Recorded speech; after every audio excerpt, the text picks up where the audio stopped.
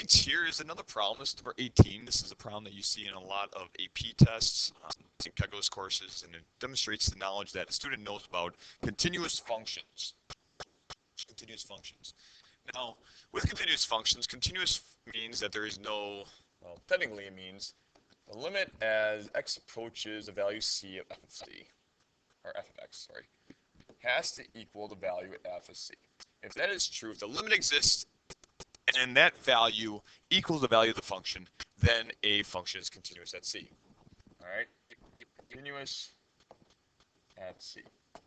All right.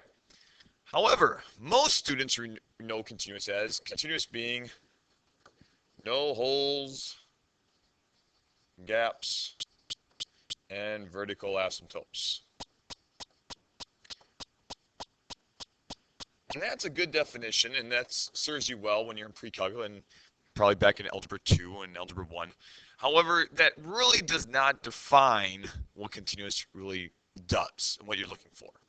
Students often get confused when they see a piecewise graph. For one, most students don't like piecewise graphs. Maybe you don't either.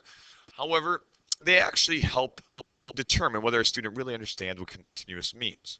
Because it says that if f of x equals x plus 1 for x values less than or equal to 1, and 3 plus ax squared for x values greater than 1, then f of x is continuous for all x if a has to equal what?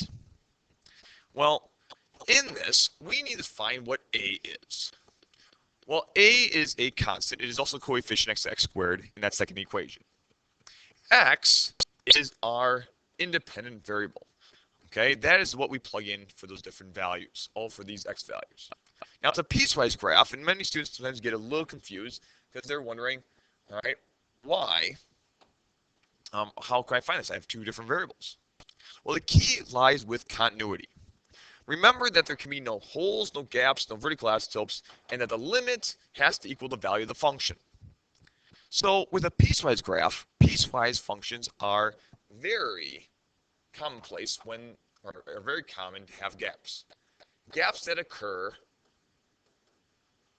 where the domain changes for the pieces of the different functions. Because they might change, we're going to actually use that information and realize that they cannot. At 1, the value of this graph has to equal the value of this graph. Okay? So what we're going to do is we're going to take and know that x plus 1 has to equal 3 plus ax squared at what value? At x equaling 1. Because that is the point where they would have to combine. Because it is continuous. There can be no holes, no gaps, no vertical asymptotes at that value. There has to be the same value. So the limit has to exist. And it has to equal the value of the function. So in order to figure this out, in order to solve for a, we're going to simply just take 1 and plug it in. We're going to have 1 plus 1 equals 3 plus a times 1 squared. By plugging in that value, we realize that it is continuous at 1. We then solve. We just have plus a, and a has to equal negative 1. When a equals negative 1, that means, right here, x plus 1, which is a line, and 3 minus x squared, which is a parabola, that these two different pieces will be joined at 1. That's how we can figure out and use continuity for this piecewise graph. Good luck on the remainder of the test.